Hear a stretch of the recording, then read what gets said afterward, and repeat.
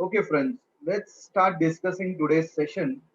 So, today, once again, we will quickly brush up the previous things and then proceed towards certain important derivations so far as projectile motion is concerned. So, here is the situation once again. The slide has to be understood, or we can always recall things. Projectile motion is a motion of an object which is thrown in an inclined manner with respect to horizontal, making some angle of projection theta. You can see the path traced by the projectile is parabolic, which we have discussed earlier also, right? So there in that case, u stands for the initial velocity of projection, and then it has to be resolved into two components along positive x and positive y. So the component along positive x is u cos theta. The component along y would be considered as u sin theta, friends. Two important assumptions to be taken into consideration. Acceleration along x-axis here in this case would be 0, whereas acceleration along y would be considered as minus g. So then in that case, what we can do is we can apply the equations of motion separately or independently along x and y axis. So let's apply them. When we apply these equations, say the first equation of motion along x-axis then can be stated as Vx equal to ux plus ax into t. Now x is the suffix over here which is indicating that this is the equation of motion which is applied along x-axis. Similarly, the second equation of motion along x-axis then becomes Sx equal to uxt plus half axt square. And consequently, the third equation would be, you can see, v square x minus u square x is equal to 2ax sx. These were the equations along x-axis. Now, when we talk about equations along x-axis, friends, ax has to be substituted as 0. So always these equations will reduce to one term, you can see. Why? Because the other term, there is a multiplying factor of ax which is 0 for this motion. So in that case, the second term will vanish here also, in the second equation also, and in the third equation also, friends. So this is the case about x-axis. But about y-axis, the same equations can be applied as Vy equal to uy plus ayt. Similarly, the second equation of motion along y-axis would be Sy equal to uyt plus half ayt square. Whereas the third equation of motion along y-axis would be Vy square minus ui square equal to 2 Ay Sy. Now, when we talk about the equations along y-axis, friends, the assumption is the acceleration along y-axis is minus g, that is acceleration due to gravity, which will be always directed along negative y-axis, and therefore it will be considered as minus g. So everywhere, wherever you find ay, you just put it as minus g, and you will see how this equation gets converted into a different format then. But this has to be done only along y-axis. Now we would be using the equations along x-axis and equations along y-axis and merging them to get the consequent results basically which we desired, which we require in a way. So these are the things which we would be following. Before we proceed forward, I want you people to quickly make a note of this slide. Even if you have noted it down earlier, still as a sequential part, you can just put it on your notebook straight away. Once you are done with it, just give me an indication so that we start moving towards the derivations then.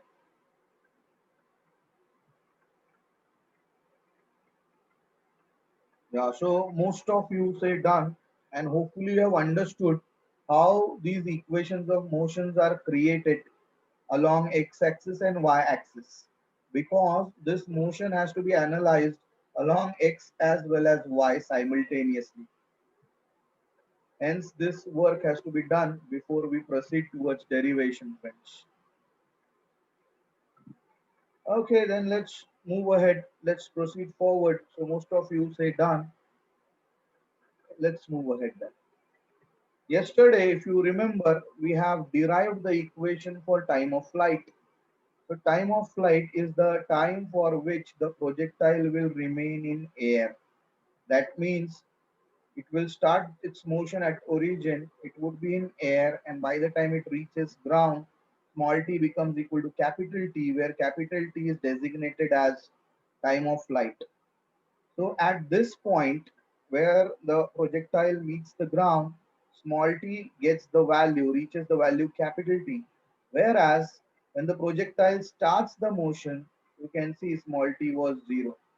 So the difference between the time between these 2 points, final and initial point, resembles time of flight.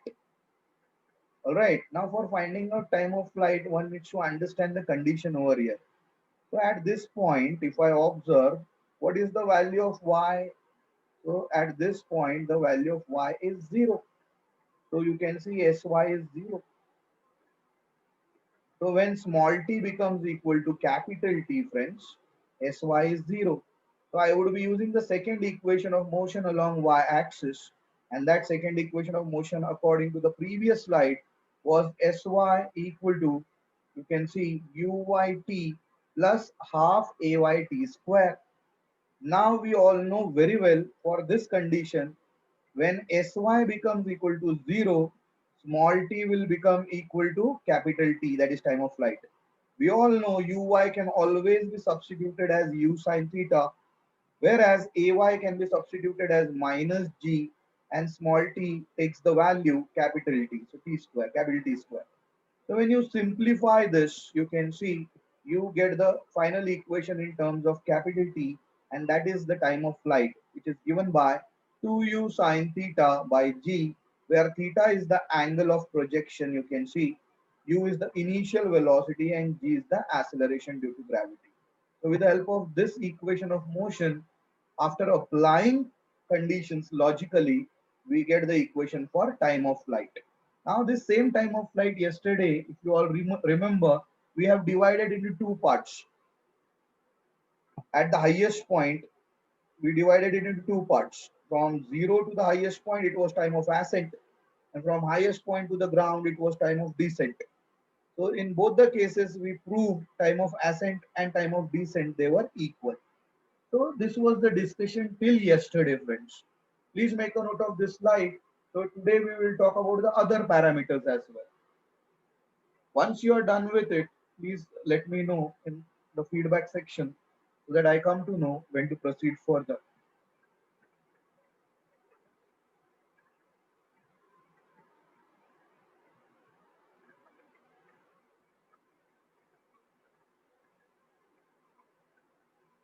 Okay, so most of you say I'm done with it. So today we will deal with a new derivation then.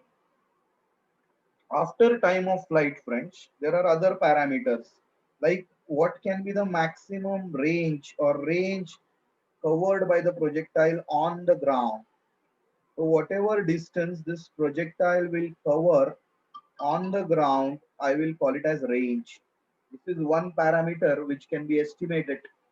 Second important parameter is about the height. What can be the maximum height reached by the projectile? So we need to know both the things here in this case. So in the initial stages, let's talk about, here you can see the range basically. Okay. So after time of flight, we are moving towards range. So let's try and understand. So when I'm talking about range, so you should be focusing on the right hand side of the screen. Range means, the distance along x, that is Sx. So in time interval equal to time of flight. So Sx means the equation of motion along x-axis, right? The range has to be always determined along x-axis on the ground. So we have second equation of motion applied along x-axis, and this equation says Sx equal to uxt plus half axt square. Now we all know ax is to be substituted equal to 0, small t equal to capital T, because by the time the particle reaches here, small t will take the value capital T.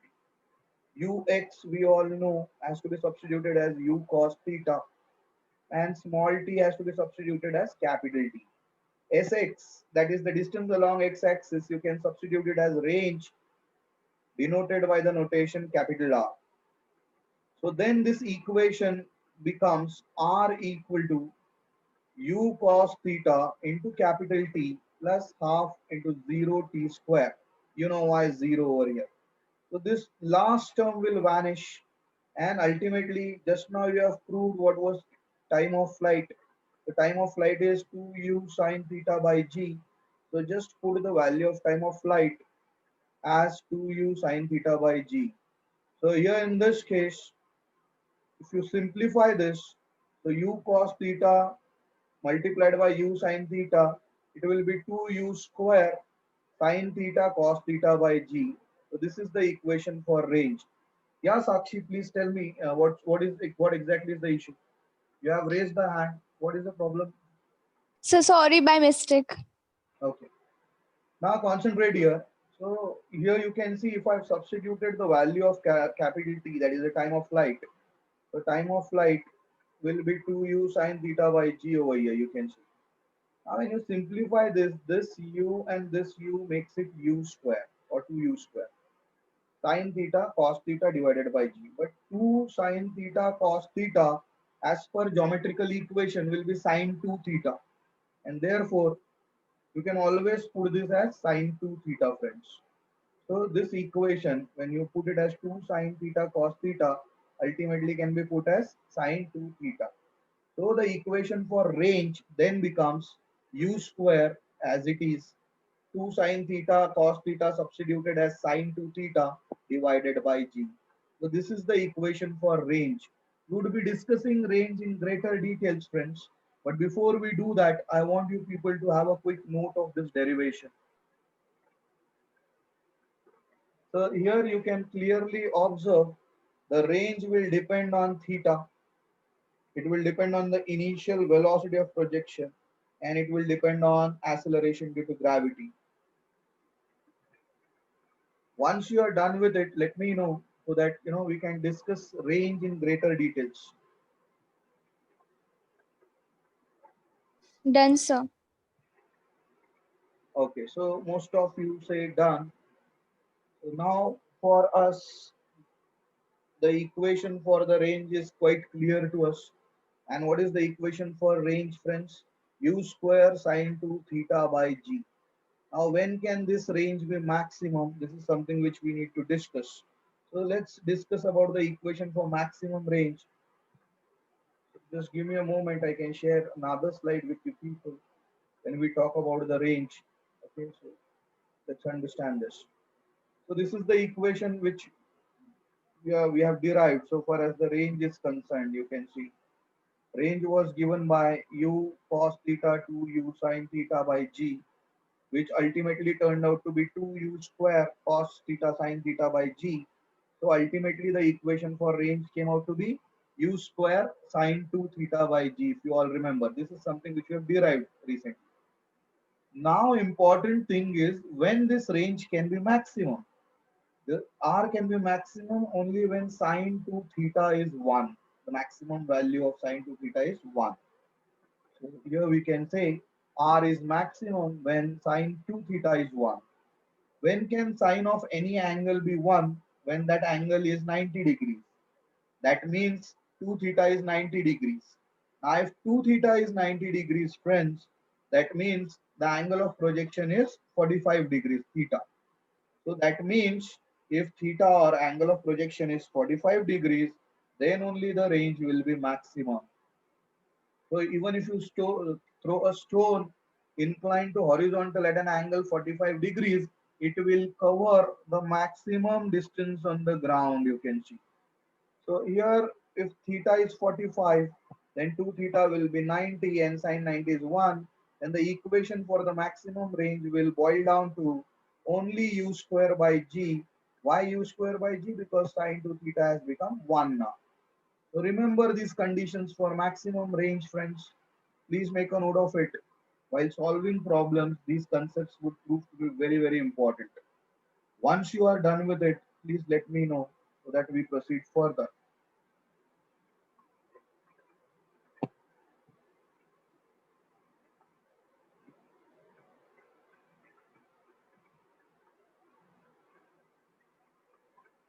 Okay, so most of you say done.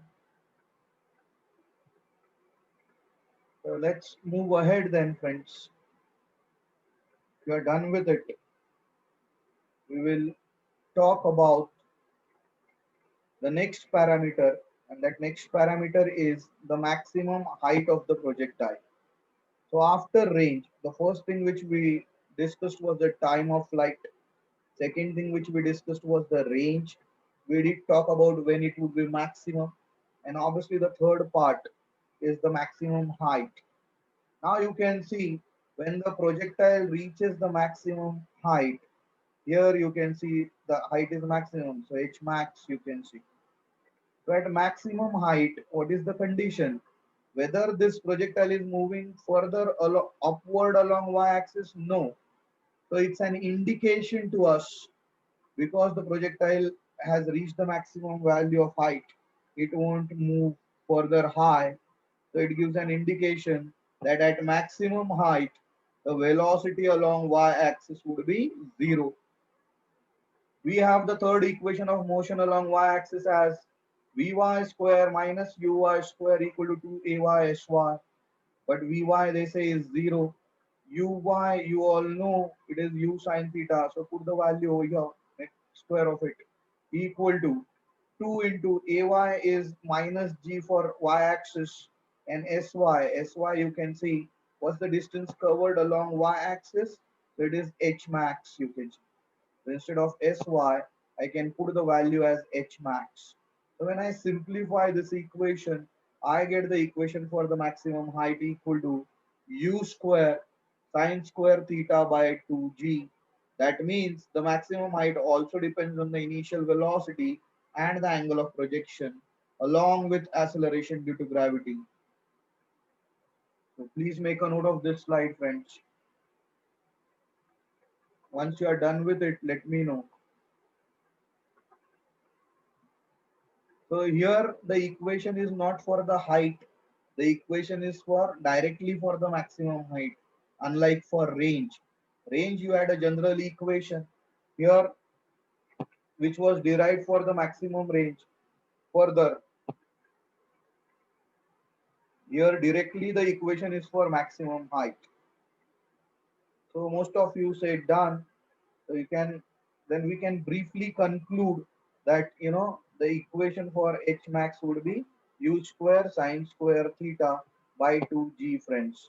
So this is something which you need to understand and take care. I mean, every time you would be requiring these equations for solving problems.